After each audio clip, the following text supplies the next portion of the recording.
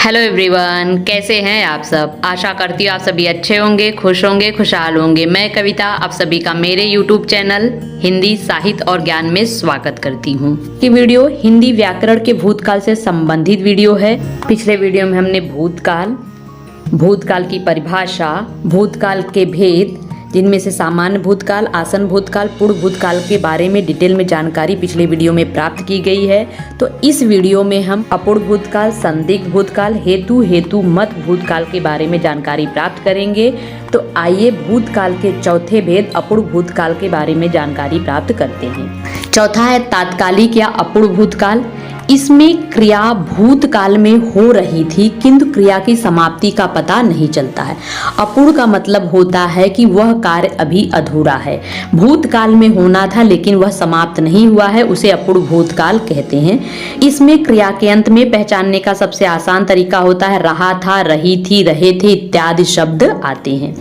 अपूर्व भूतकाल या तात्कालिक भूतकाल को पहचानना सबसे आसान होता है। वाक्य के अंत में आपको रहा था, रही थी, रहे थे इत्यादि शब्द आते हैं। आइए इसका उदाहरण देखते हैं।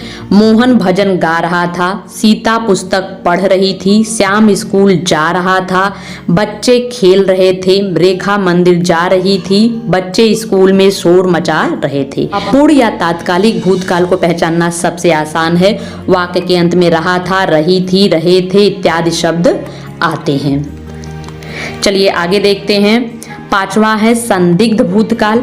संदिग्ध का मतलब हमने वर्तमान काल में ही बताया था। संदिग्ध का मतलब होता है संदेह प्रकट करना। ये संदिग्ध का अर्थ है संदेह। क्रिया के जिस रूप से भूतकाल में कार्य पूरा हुआ है या नहीं, इसमें संदेह बना रहे, उसे संदिग्ध भूतकाल कहते हैं। कहने का मतलब है जो कार्य है वह भूतकाल में पूरा हुआ है या अधूरा है, इसमें कंफ्यूजन बना है, वह संदेह प्रकट कर रहा है, उसे संदिग्ध भूतकाल कहते हैं। संदिग्ध भूतकाल में वाक्य के अंत में आ ई की मात्रा के साथ में होगा, होगी, होगे इत्यादि शब्द आते हैं। राम ने पुस्तक पढ़ी होगी, पढ़ी में ई की मात्रा है, ई की मात्रा प्लस होगी। मोहन गया होगा, यहाँ पे आ की मात्रा प्लस होगा शब्द लगा है। मोहन ने पुस्तक पढ़ा होगा, बस छूट गई होगी, कमल गया होगा, बच्चा आया होगा। जिसमें क्रिया में भूतकाल और अंत वाले शब्द में होगा, होगी, होगे शब्द लगा हो वह संदिग्ध भूतकाल होता है। संदिग्ध वर्तमान काल में पढ़ी की जगह पे पढ़ती होगी, कहने का मतलब है ती होगी, ते होंगे।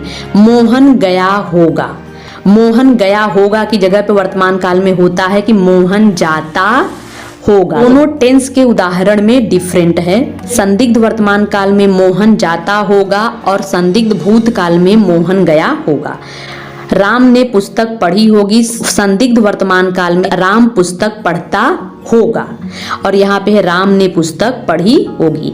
क्रिया भूतकाल में और वाक्य के अंत में होगा, होगी, होगे इत्यादि शब्द आते हैं। तो ये थे संदिग्ध भूतकाल के उदाहरण। चलिए आगे देखते हैं। 6 नंबर हेतु मद भूतकाल। इसमें क्रिया भूतकाल में होने वाली थी, जो क्रिया थी वो भूतकाल में होने वाली थी परंतु किसी कारणवश न हो सकी, उसे हेतु मद भूतकाल कहते हैं। अर्थात एक क्रिया के न होने पे दूसरी क्रिया का न होना निर्भर होता है।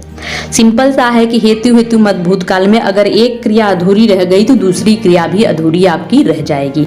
यह डेफिनेशन याद रखना है कि एक क्रिया के अधूरी रहने पे दूसरी क्रिया अधूरी रह जाती है। इस क्रिया में 2 संबंध वाक्य होते हैं। हेतु भूतकाल में 2 संबंध वाक्य होते हैं। इसमें पहचानने का तरीका है ता, ती, ते वाले शब्द आते हैं।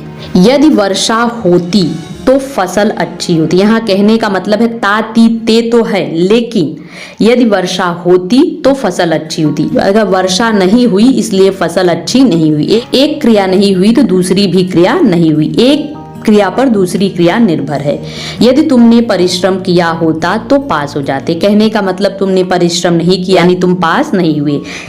वह पढ़ता तो उत्तीर्ण हो जाता, यहाँ पे 2 संबंध वाक्य है। यदि वह जाता तो मैं भी आ जाता, यदि उसने पत्र लिखा होता तो मैं अवश्य आता।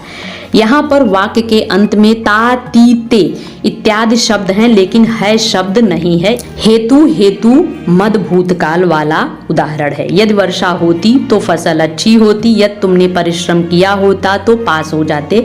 इस शब्द को ध्यान देना है कि ता, ती, ते तो है, लेकिन है शब्द नहीं है और इसमें दो शब्द है, एक क्रिया पर दूसरी क्रिया निर्भर है, तो उसे हेतु हेतु मद भूतकाल कहते हैं।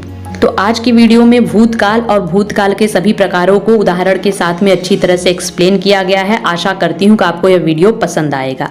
अगर आप सभी को इस वीडियो का PDF चाहिए तो आप सभी इस टेलीग्राम चैनल से जुड़ सकते हैं, जिसका लिंक आपको डिस्क्रिप्शन बॉक्स में मिल जाएगा। तो आज का वीडियो यहीं खत्म होता है। फिर मिलेंगे एक नए वीडियो में नए टॉपिक के साथ। तब तक आप सभी खुश रहिए, हंसते रहिए, मुस्कुराते रहिए और मेरे YouTube चैनल हिंदी साहित्य और ज्ञान को लाइक, शेयर एंड सब्सक्राइब करते रहिए। Thank you.